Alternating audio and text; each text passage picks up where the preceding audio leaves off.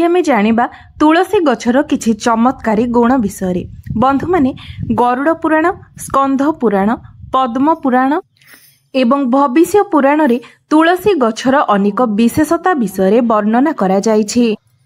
प्रचलित ग्रंथ अनुसार समुद्र मंथन समय जो अमृत पृथ्वी पृष्ठरे पड़िथिला सेहिथिरु ही तुलसी गछर उत्पत्ति होइथिला एवं ब्रह्मदेव एही तुलसी गछ को भगवान विष्णु को समर्पण करिथिले।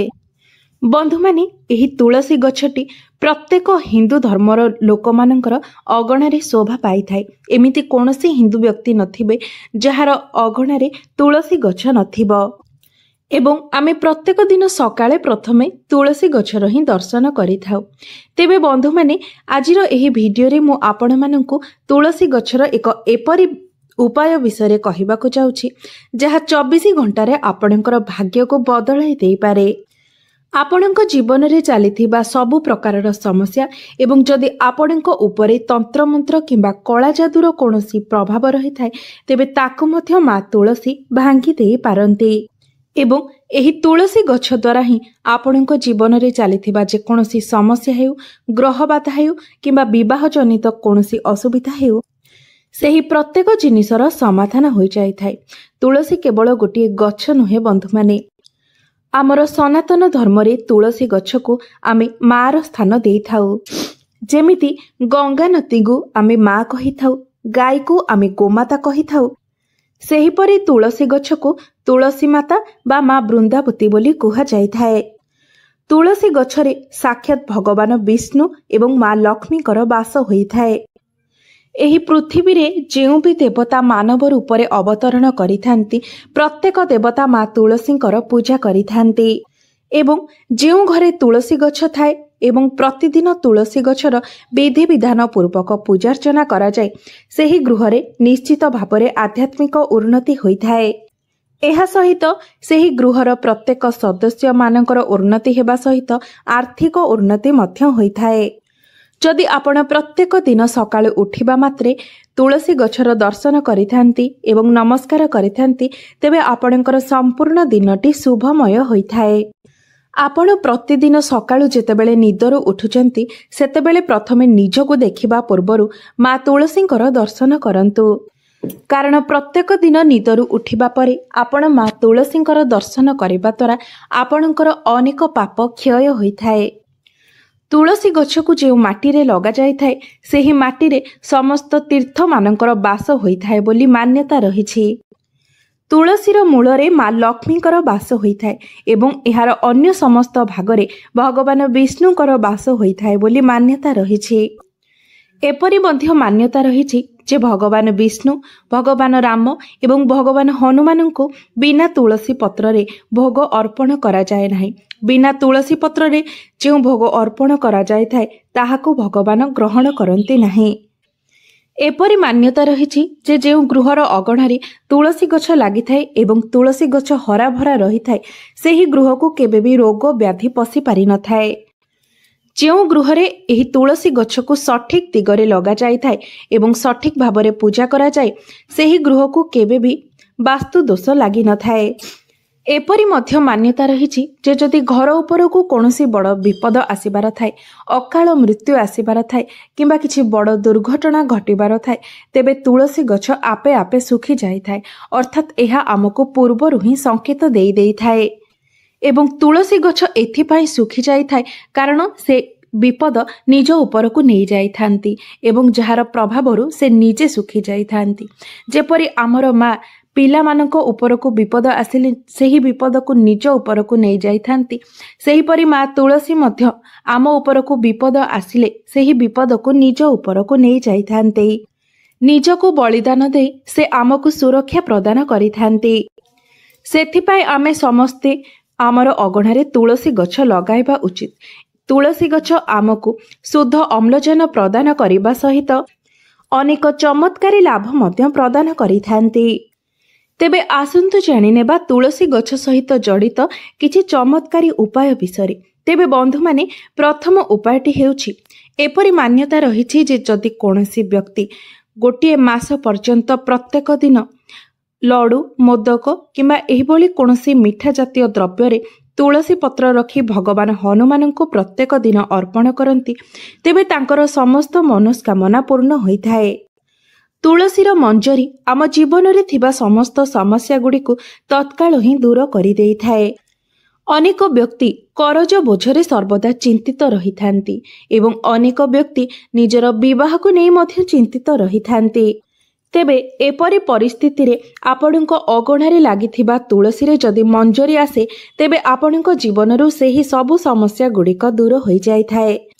तेबे जो व्यक्ति जीवन में यही सबु समस्या लगी आपण तांको कहतु जे से गछरु तुलसी मंजरी झाड़िबा पाई तापरे तुलसी मूलरे जो माटी अछि एवं झड़ी पड़िथिबा पत्र एवं मंजरी तेबे सेथिरु किछि माटी किछि सुखिला पत्र एवं किछि मंजरी आपण स्नान करुथबा जलरे मिसाई प्रत्येक दिन स्नान करंतु।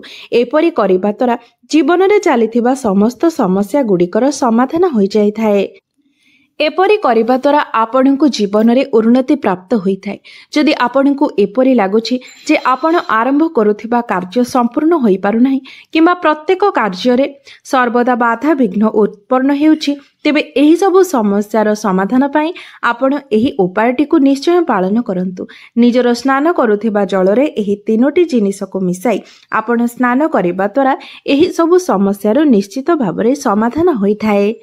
एमिति कि जदि आपण केवल तुलसी मूलर माटी को मिसाई जलरे मिसाई स्नान करती तेबे मध्य यह आपण को अनेक लाभ प्रदान करिथाए। कारण जेहेतु तुलसी माटी रे समस्त तीर्थ मानकर बास बोली माना जाइथाए तेणु यह अत्यंत प्रभावशाली होइथाए।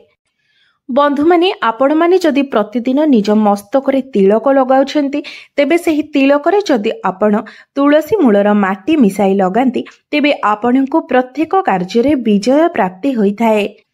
एहा द्वारा आपणकर सम्मोहन शक्ति वृद्धि होइथाए एवं समस्त लोक माने आपणक आड़को खूब शीघ्र आकर्षित होइथांती जहा पाई कि आपण प्रत्येक जगार प्रशंसित एवं सम्मानित मध्य होइथांती। एवं एही तिलक लगाइबा द्वारा आपणकर दुर्भाग्य सौभाग्य रे परिणत होइथाए।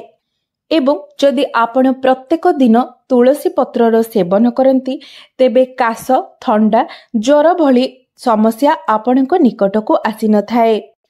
मात्र एही लाभटी आपणको सेतेबेले प्राप्त हेबो जेतेबेले आपण प्रत्येक दिन एही उपायटी को पालन करिवे। अर्थात कौनसी निर्दिष्ट समय किंबा मास किंबा दिन पाए नुहे आपण जीवन सारा प्रतिदिन जदि तुलसी पत्रर सेवन करती तेबे ही आपणको एहार लाभ प्राप्त होइथाए। आपण माने जानती जेतेबेले ऋतु परिवर्तन होइथाए सेतेबेले आमको थंडा काश ज्वर एही भली समस्यार सम्मुखीन हेबाको पड़िथाए। तेबे आपण जदि प्रत्येक दिन तुलसी पत्रर सेवन करुथांती तेबे आपणको निकटको एही सब समस्या गुड़िक आसी न थाए। मात्र एही कथार आपण सर्वदा ध्यान रखिबे जे रविवार दिन केबे भी आपण तुलसी पत्र तोलिबे नाही। आपण रविवार दिन व्यवहार करुथिबा पत्र को तार पूर्व दिन अर्थात शनिवार दिन ठारू ही तोली देबे। कारण रविवार दिन तुलसी पत्र तोलिबा अनुचित होइथाए। शास्त्र मतरे एहा अनुचित बोली माना जाइथाए। एहा सहित प्रत्येक मासर अमावास्या एवं एकादशी तिथि रे मध्य तुलसी पत्र तोलिबा अनुचित बोली शास्त्र रे मान्यता रहिछि। एवं स्नान न करी जे मनुष्य तुलसी गछरे जल अर्पण करिथाए किंबा तुलसी गछर पूजा करिथाए सेही मनुष्य को पापर भागी हेबाको पड़िथाए। एहाको एक बहुत बड़ अपराध बोली मध्य माना जाइथाए। एही पूजा को मां तुलसी केबे भी स्वीकार करि नथांती। बंधु माने आउ गोटे उपाय होछि जदि आपण कोनोसी निर्दिष्ट समय पर्यंत एवं निर्दिष्ट संख्यार पत्र सेवन करती अर्थात आपण जदि 3 मास पर्यंत प्रत्येक दिन 4टी लेखाएं तुलसी पत्र खाउछंती तेबे प्रत्येक दिन 4टी लेखाएं ही तुलसी पत्र खाइबे। जदि 5टी खाउछंती तेबे 5टी लेखाएं खाइबे। एपरे आपण निर्दिष्ट दिन जाए अर्थात मासे हेउ किंबा 2 मास हेउ किंबा 3 मास पर्यंत एही भली ପତ୍ରର ସେବନ କରନ୍ତି ଏବଂ ସେହି ଦିନ ପର୍ଯ୍ୟନ୍ତ ଆପଣ ସମ୍ପୂର୍ଣ୍ଣ ବ୍ରହ୍ମଚର୍ଯ୍ୟ ବ୍ରତର ପାଳନ କରନ୍ତି ଏବଂ ସାତ୍ବିକ ଭୋଜନ ଆହରଣ କରନ୍ତି, ତେବେ ଆପଣଙ୍କୁ ଅଷ୍ଟସିଦ୍ଧିର ପ୍ରାପ୍ତ ହୋଇଥାଏ।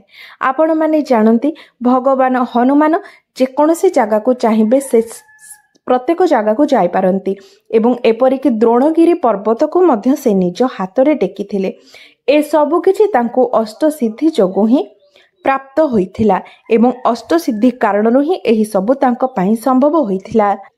ଏହି ସଂସାରରେ ଏମିତି ଅନେକ ପୁଣ୍ୟାତ୍ମା ରହିଛନ୍ତି ଯେଉଁମାନଙ୍କୁ ଏହି ଅଷ୍ଟସିଦ୍ଧିର ପ୍ରାପ୍ତି ହୋଇଛି।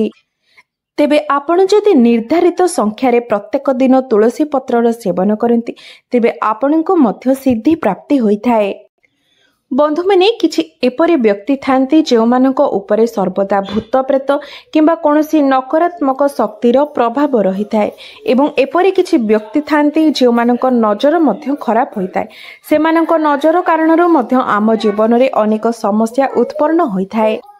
ତେବେ ଆପଣ ଯଦି ଏହି ସବୁ ନକାରାତ୍ମକ ଶକ୍ତି ଏବଂ ଖରାପ ନଜରରୁ ବଞ୍ଚିବା ପାଇଁ ଚାହୁଁଥାନ୍ତି, ତେବେ ତୁଳସୀ ଗଛର ଚେରକୁ ଆପଣ ଯଦି ତମ୍ବାର ତାବିଜରେ ଭର୍ତ୍ତି କରି ଲାଲ ସୂତାରେ ବାନ୍ଧି ନିଜ ଗଳାରେ କିମ୍ବା ବାହୁରେ ଧାରଣ କରନ୍ତି, ତେବେ ଆପଣଙ୍କ ଉପରେ କୌଣସି ନକାରାତ୍ମକ ଶକ୍ତି କିମ୍ବା ଖରାପ ନଜରର ପ୍ରଭାବ ପଡ଼ିନଥାଏ। ବନ୍ଧୁମାନେ, ଯଦି ଆପଣଙ୍କୁ ଆପଣଙ୍କର ଭାଗ୍ୟ ସାଥ ଦେଉନାହିଁ, ସର୍ବଦା ପ୍ରତ୍ୟେକ କାର୍ଯ୍ୟରେ ଆପଣଙ୍କୁ ଅସୁବିଧାର ସାମ୍ନା କରିବାକୁ ପଡ଼ୁଛି ଏବଂ ପ୍ରତ୍ୟେକ କାର୍ଯ୍ୟରେ ଆପଣଙ୍କୁ ବିଫଳ ହେବାକୁ ପଡ଼ୁଛି ଏବଂ ପ୍ରତ୍ୟେକ କ୍ଷେତ୍ରରେ ନିରାଶା ଲାଗି ରହୁଛି, ଏମିତିକି ଆପଣଙ୍କର ନିଜ ପରିବାରର ଲୋକମାନେ ମଧ୍ୟ ଆପଣଙ୍କ ଠାରୁ ଦୂରେଇ ଯାଉଛନ୍ତି, ଶତ୍ରୁ ଭଳି ବ୍ୟବହାର କରୁଛନ୍ତି, ତେବେ ଆପଣ ତୁଳସୀ ପତ୍ରର ମାଳା ବନାଇ 21 ଦିନ ପର୍ଯ୍ୟନ୍ତ ପ୍ରଭୁ ହନୁମାନଙ୍କର ଫଟୋ କିମ୍ବା ମୂର୍ତ୍ତିରେ ଏବଂ ପ୍ରଭୁ ଶ୍ରୀରାମଙ୍କର ଫଟୋ ଏବଂ କିମ୍ବା ମୂର୍ତ୍ତିରେ ଆପଣ 21 ଦିନ ପର୍ଯ୍ୟନ୍ତ ଏହି ତୁଳସୀ ପତ୍ରର ମାଳା ଅର୍ପଣ କରନ୍ତୁ। ଏହି ଉପାୟଟି ପାଳନ କରିବା ଦ୍ୱାରା ଆପଣଙ୍କ ଜୀବନରେ ଚାଲିଥିବା ଏହି ସମସ୍ତ ସମସ୍ୟା ଗୁଡ଼ିକର ସମାଧାନ ହୋଇଯାଇଥାଏ। ଗୋଟିଏ ସପ୍ତାହରେ ହିଁ ଆପଣ ଏହାର ଫଳ ଦେଖିବାକୁ ପାଇପାରିବେ। ତେବେ ବନ୍ଧୁମାନେ, ଏହା ଥିଲା ତୁଳସୀ ଗଛକୁ ନେଇ କିଛି ଚମତ୍କାରୀ ଉପାୟ ଯାହା ଆପଣଙ୍କ ଭାଗ୍ୟକୁ ଖୁବ୍ କମ୍ ସମୟରେ ହିଁ ବଦଳାଇ ଦେଇପାରିବ। ତେବେ ବନ୍ଧୁମାନେ, ମୋର ଏହି ଭିଡ଼ିଓଟି ଯଦି ଆପଣମାନଙ୍କୁ ଭଲ ଲାଗିଥାଏ, ତେବେ ଭିଡ଼ିଓଟିକୁ ଲାଇକ୍ କରି ଚ୍ୟାନେଲଟିକୁ ସବସ୍କ୍ରାଇବ୍ କରିଦେବେ ଏବଂ କମେଣ୍ଟ ବକ୍ସରେ ଜୟ ମା ବୃନ୍ଦାବତୀ ନିଶ୍ଚୟ ଲେଖିବେ।